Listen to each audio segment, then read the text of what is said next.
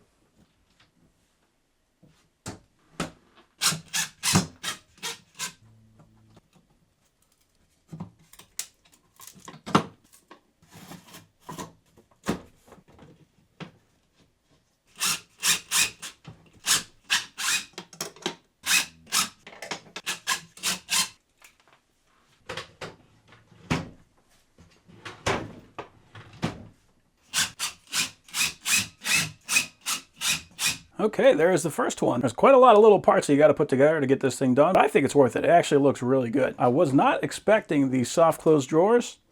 I really appreciate that. There is a little extra foot peg right here in the middle, that little plastic peg. I don't think you need that, but if you're going to put an anvil in here, then it's probably a good idea. Just nice to have that extra support.